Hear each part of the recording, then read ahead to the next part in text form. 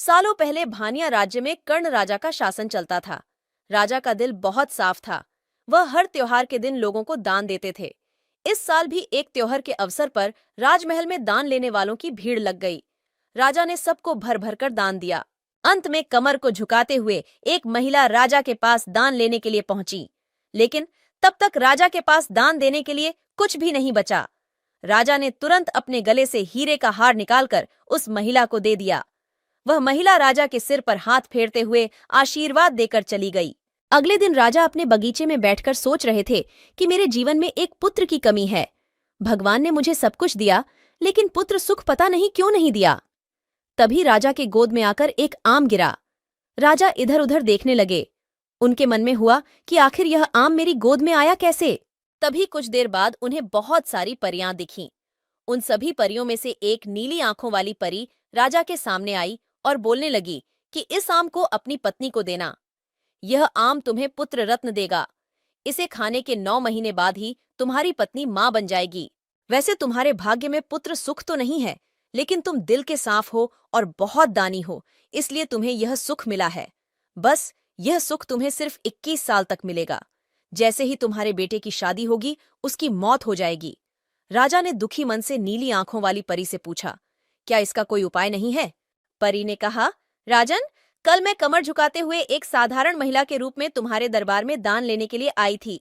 देखो, जो माला तुमने मुझे दी थी वो मेरे गले में है। तुम्हारे इसी कर्म और दूसरों की मदद करने की भावना के कारण मैं तुम्हें पुत्र का आशीर्वाद देने के लिए आई हूँ। लेकिन तुम्हारा बेटा 21 साल से ज्यादा नहीं जी पाएगा। फिर भी तुम उसकी मौत होते ही उसे एक संदूक में डाल देना। उसके बाद संदूक में 4 दही के घड़े रखना और बीच जंगल में लाकर छोड़ देना।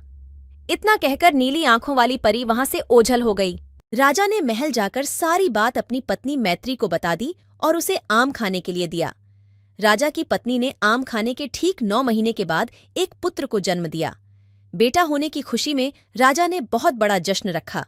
जश्न के बाद बेटे का नाम देव रखा गया। होते होते राजकुमार देव की उम्र 21 साल की हो गई। उसके विवाह के लिए प्रस्ताव आने लगे। राजा ने एक बुद्धिमान लड़की वत्सला से अपने बेटे की शादी करा दी। शादी के कुछ ही दिनों के बाद नीली आंखों वाली परी की बात सच हो गई और राजा का बेटा देव मर गया। राजा और रानी नीली आंखों वाली परी की बात भूल गए थे।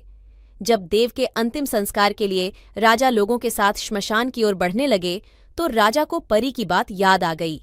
तुरंत राजा ने सबको एक बड़ा सा संदूक और 4 दही के घड़े लाने के लिए कहा।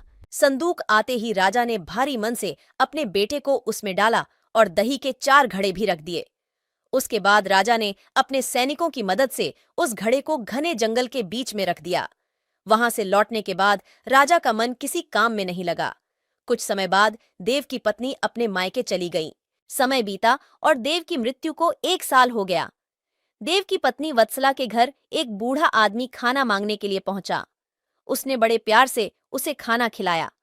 खाना खाने के बाद उस भिखारी ने अपना हाथ धोने के लिए दूसरे हाथ की मुट्ठी खोली। तभी वत्सला ने उस मुट्ठी में अपने पति देव की सोने की चेन देखी। वत्सला ने तुरंत भिखारी से पूछा, आपको यह चेन कहाँ से मिली? ये मेरे पति की है, जिन्हें संदूक में बंद करके जंगल के बीच में रखा गया था।